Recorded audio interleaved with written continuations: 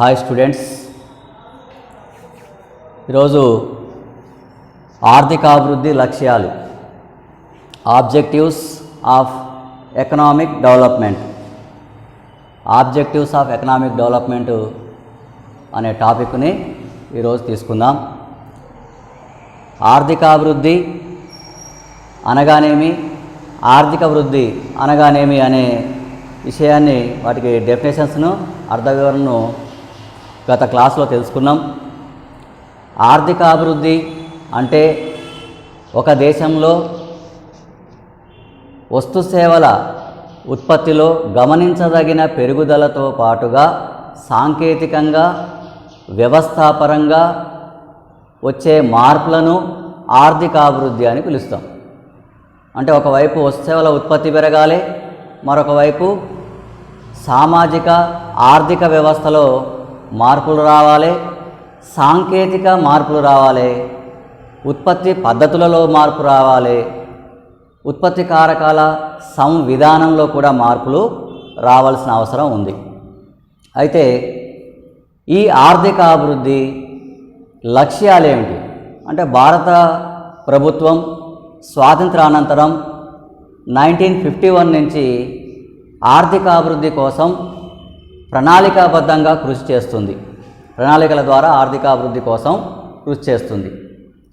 అయితే ఈ ప్రణాళికలలో 5 సంవత్సరాల కాలానికి సాధించాల్సిన లక్ష్యాలను ముందుగా నిర్ణయించుకొని వాటికి వనరుల కేటాయింపు చేస్తూ ప్రతి సంవత్సరం ఆర్థిక వృద్ధి రేటును కానీ, సామాజిక వ్యవస్థలో మార్పులు కానీ, సామాజిక సంక్షేమ కార్యక్రమాల మీద కానీ, నీటిపారుదల, పరిశ్రమలు మరియు సేవారంగం వీటిల్లో పెట్టుబడులు చేసి అన్ని రంగాల్లో అభివృద్ధి చేయడం కోసం కృషి చేస్తుంది. అయితే ఈ ప్రణాళికా కాలంలో కామన్గా ఆర్థికాభివృద్ధి కోసం వేటిని లక్ష్యాలుగా తీసుకుందో ఆ ప్రధానమైన లక్ష్యాల గురించి ఇప్పుడు మనం చర్చిద్దాం. స్టూడెంట్స్, ఒకసారి బోర్డు మీద చూసినట్లయితే ఆర్థికాభివృద్ధి లక్ష్యాల్లో మొదటిది అధిక వృద్ధి రేటును సాధించడం అనేది మొదటి లక్ష్యం. అంటే ప్రతి ప్రణాళికలో కూడా గ్రోత్ రేటును పెంచడం అనేది ప్రధాన లక్ష్యంగా ప్రభుత్వం నిర్ణయించుకోవడం జరుగుతుంది. అయితే మన ప్రణాళిక కాలంలో 3 భాగాలుగా చేస్తే 1951 నుంచి 1981 వరకు ఒక భాగంగాను, 1981 నుంచి 2001 వరకు ఒక భాగంగాను, తర్వాతి కాలం మరొక భాగంగాను విభజిస్తే మొదటి 30 సంవత్సరాల కాలంలో అంటే 1951 నుంచి 81 వరకు ప్రతి సంవత్సరం స్థూల దేశీయోత్పత్తిలో జీడిపి, గ్రాస్ డొమెస్టిక్ ప్రొడక్ట్లో వృద్ధి అనేది సగటున ప్రతి సంవత్సరం యావరేజ్గా 3.73% మాత్రమే వృద్ధిని సాధించిన. ఇదే కాలంలో అంటే ఈ 30 సంవత్సరాల కాలంలోనే దేశంలో జనాభా కూడా వేగంగా పెరిగింది. సాలిన అంటే ప్రతి సంవత్సరం 2.5% చొప్పున జనాభాలో పెరుగుదల నమోదైంది. అయితే జీడిపిలో వృద్ధి రేటులో నుంచి జనాభా వృద్ధి రేటును తీసివేయగా 1.2% మాత్రమే తలసరి ఆదాయంలో పెరుగుదల కనిపించింది. అంటే ఫస్ట్ ఇయర్లో మనం చెప్పుకున్నాం, జాతీయ ఆదాయానికి, జనాభాకు, తలసరి ఆదాయానికి మధ్య సంబంధాన్ని. జాతీయ ఆదాయంలో పెరుగుదల జీడిపి కానీ, జిఎన్పిలో కానీ పెరుగుదల ఎక్కువగా ఉండి జనాభా పెరుగుదల తక్కువగా ఉన్నప్పుడు మాత్రమే తలసరి ఆదాయంలో పెరుగుదల ఎక్కువగా ఉంటుంది. అంటే జాతీయ ఆదాయం ఎక్కువ రేట్లో పెరగాలి, జనాభా తక్కువ రేట్లో పెరగాలి. అప్పుడు మాత్రమే పర్ క్యాపిటల్ ఇన్కమ్ అంటే ఒక్కొక్కరికి సగటున వచ్చే ఆదాయం అనేది, భారతదేశ ప్రజల యొక్క సగటు ఆదాయాన్ని తలసరి ఆదాయం అంటాం. అంటే జాతీయ ఆదాయాన్ని దేశ జనాభాతో భాగిస్తే తలసరి ఆదాయం వస్తుంది. ఈ తలసరి ఆదాయంలో పెరుగుదల మాత్రం 1.2% వరకే నమోదైంది. ఇక రెండో భాగం అంటే 1981 నుంచి 2001 మధ్య కాలంలో తీసుకుంటే జీడిపిలో వృద్ధి రేటు 5.2% వరకు 5% మించి సగటున యావరేజ్గా ఉంది. తలసరి ఆదాయం మాత్రం జనాభా అదే రేట్లో పెరుగుతూ ఉండడం వలన లేదా 2% వరకు నమోదవడం వలన ఇక 3.2, 3.3, 3.6 అట్లా తలసరి ఆదాయంలో పెరుగుదల నమోదైంది. ఇక 2001 తర్వాత జాతీయ ఆదాయంలో పెరుగుదల సగటున 6.5% వరకు నమోదైతే 21వ శతాబ్దంలో 6.5% చొప్పున ప్రతి సంవత్సరం జీడిపి వృద్ధి రేటు ఉన్నట్లయితే తలసరి ఆదాయం మాత్రం 5% వరకు పెరుగుదల కనిపిస్తుంది. అంటే ఇక్కడ 1.8% లేదా 1.83% అనేది మనకు జనాభా పెరుగుదల కనిపిస్తుంది. ప్రతి సంవత్సరం 1.8% మించి జనాభా పెరుగుదల కనిపిస్తుంది. కాబట్టి జాతీయ ఆదాయం పెరిగిన మేరకు తలసరి ఆదాయం పెరగట్లేదు. అంటే జనాభా స్థిరంగా ఉండి జాతీయ ఆదాయంలో పెరుగుదల వస్తే అప్పుడు తలసరి ఆదాయంలో పెరుగుదల నమోదు కావడం అనేది జరుగుతుందనే విషయాన్ని ఇక్కడ మనం గ్రహించవచ్చు. అయితే అన్ని దేశాలు అభివృద్ధి చెందుతున్న అన్ని దేశాలు కానీ అభివృద్ధి చెందిన దేశాలు కానీ అధిక ఆర్థిక వృద్ధి రేటును సాధించాలనే లక్ష్యాన్ని తప్పనిసరిగా దృష్టిలో పెట్టుకుంటాయి. వారి ప్రణాళికల్లో ఆ లక్ష్యాన్ని ఒకదాన్ని చేర్చుకుంటాయి. అయితే 21వ శతాబ్దంలో మన జీడిపి వృద్ధి రేటు 6.5%, 7% వరకు ఉన్నట్లయితే అదే చైనాలో 10% మించి జీడిపి వృద్ధి రేటు గమనించవచ్చు. అంటే అభివృద్ధి చెందుతున్న దేశమైన చైనాలో ఉన్నంత వృద్ధి రేటు భారతదేశంలో లేదు. తర్వాత మరి ఇదే లక్ష్యాన్ని అనేక అభివృద్ధి చెందుతున్న దేశాలు దృష్టిలో ఉంచుకొని ముందుకు సాగుతున్నాయి. అంటే ఆఫ్రికా దేశాలు కావచ్చు, లాటిన్ అమెరికా దేశాలు కావచ్చు, చైనా కావచ్చు, భారత్ కావచ్చు, పాకిస్తాన్ కావచ్చు, శ్రీలంక కావచ్చు, ఇలాంటి దేశాలన్నీ కూడా అధిక వృద్ధి రేటును సాధించడం ద్వారా ప్రజల ఆదాయాన్ని పెంపొందించాలి, దేశాన్ని త్వరగా ఆర్థికంగా బలోపేతం చేయాలనే ఆలోచనతో అనేక దేశాలు ఈ లక్ష్యాన్ని చేర్చుకోవడం జరిగింది. ఇక రెండవ లక్ష్యాన్ని తీసుకుంటే ఆర్థిక స్వావలంబన, సెల్ఫ్ రిలయన్స్ అంటాం.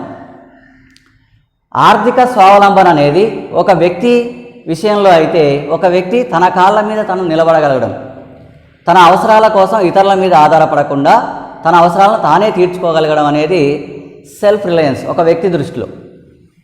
అదే దేశాన్ని దృష్టిలో పెట్టుకుంటే ఒక దేశం తన ప్రజలకు అవసరమైన అన్ని అవసరాలను తానే తీర్చగలిగితే దాన్ని దేశం పరంగా ఆర్థిక స్వావలంబన అంటాం.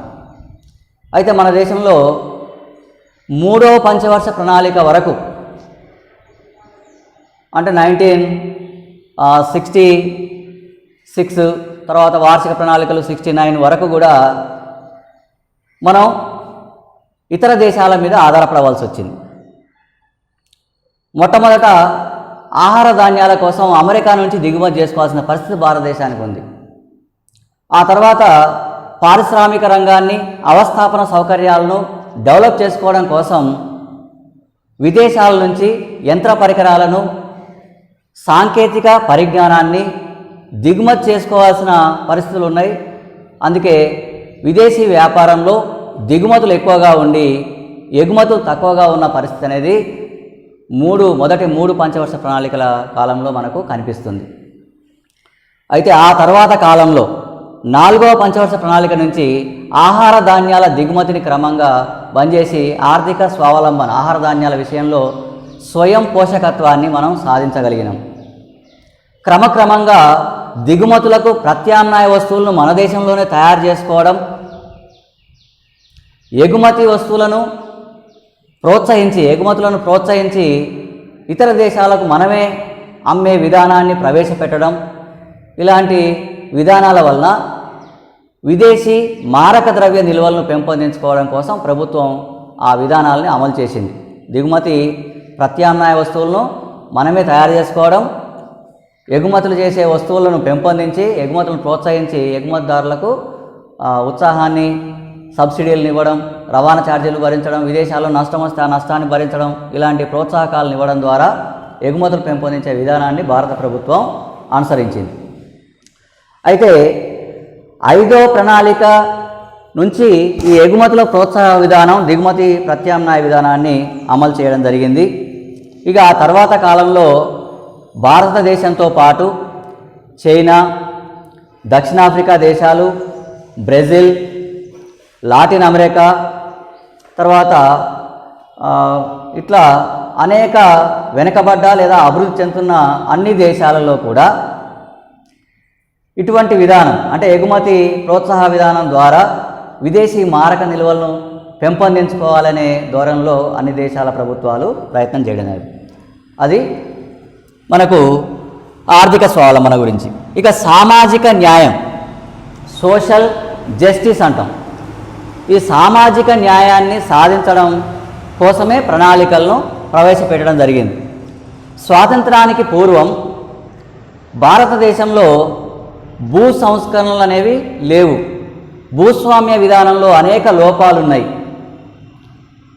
కొన్ని వందల వేల ఎకరాలు ఒకే వ్యక్తి ఆధీనంలో ఉండి కౌలుదారులు అనేక సమస్యలను ఎదుర్కొంటూ ప్రభుత్వానికి రైతుకు మధ్యన మధ్య దళారులు అనేక మంది ఉండడంతో అటువంటి విధానాలన్నింటినీ సవరించి భూమి పంపిణీలోని అసమానతలు తొలగించి దున్నేవారికే భూమి అనే నినాదంతో భారత ప్రభుత్వం భూ సంస్కరణలు ప్రవేశపెట్టి అధిక భూమి కలిగి ఉన్న వాళ్లకు కమతాలకు సీలింగ్ అనేది విధించి మిగులు భూమిని సేకరించి భూమి లేని బీసీ, ఎస్సీ, ఎస్టీ వారికి పంచడం, తర్వాత కౌలుదారులు పడుతున్న ఇబ్బందులను తొలగించి కౌలు సంస్కరణలు ప్రవేశపెట్టడం, కౌలుదారి విధానాల్లో ప్రవేశపెట్టడం, కౌలు పరిమాణం విషయంలో కూడా చట్టాలు తీసుకురావడం, ఇలాంటివన్నీ కూడా భారత ప్రభుత్వం చేసింది.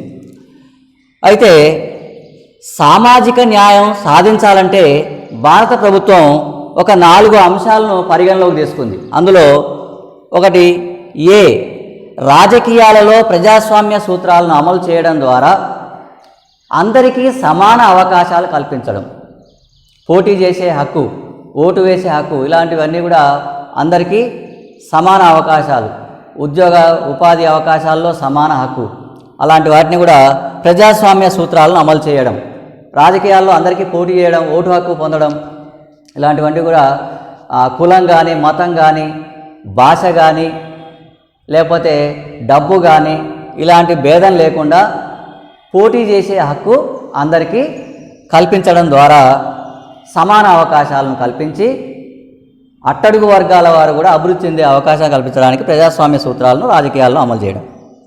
నెక్స్ట్ సామాజిక ఆర్థిక సమానత్వం ద్వారా ప్రాంతీయ అసమానతలు తగ్గించడం. సోషల్ అండ్ ఎకనామిక్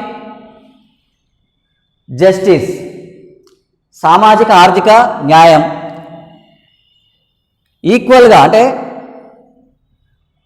ఉన్నత వర్గం, పేదవర్గం, కొన్ని ఉన్నత కులాలకు మతాలకు చెందిన వారు ధనికులుగాను, కొన్ని నిమ్న కులాలు మతాలకు సంబంధించిన వారు పేదవారుగాను లేకుండా సమాజంలో అన్ని మతాలు అన్ని వర్గాల ప్రజలకు ఆర్థిక సామాజిక సమానత్వం అంటే సమాజంలో గొప్పవారు తక్కువవారు అనే భేదం లేకుండా ఉన్నవారు లేనివారు అనే తేడా లేకుండా అందరికీ సమానంగా ఆదాయ వనరులు కావచ్చు, లేకపోతే ఆస్తిపాస్తులు కావచ్చు, సమాజంలో అందరికీ సమాన హోదా, సమాన ఆర్థిక స్తోమత ఇవ్వడం ద్వారా ప్రాంతీయ అసమానతలను తగ్గించడం, రీజనల్ ఇంబ్యాలెన్సెస్ అంటాం. అంటే కొన్ని ప్రాంతాలు అభివృద్ధి చెందడం, కొన్ని ప్రాంతాలు వెనకబడడం అనేవి లేకుండా అన్ని వర్గాల ప్రజలకు సామాజికంగా ఆర్థికంగా సమానత్వం కల్పిస్తే అన్ని ప్రాంతాలు కూడా అభివృద్ధి చెందుతాయి. లేకపోతే ధనిక వర్గం నివసించే ప్రాంతాలు డెవలప్ అయితే పేద వర్గం నివసించే ప్రాంతాలు వెనుకబడి ఉంటాయి. అంటే ప్రాంతీయ అసమానతలకు సామాజిక ఆర్థిక అసమానత్వమే కారణం. అందుకే సామాజిక ఆర్థిక సమానత్వాన్ని సాధించడం ద్వారా ప్రాంతీయ అసమానతలు తగ్గించడం అనేది ఒక అంశం.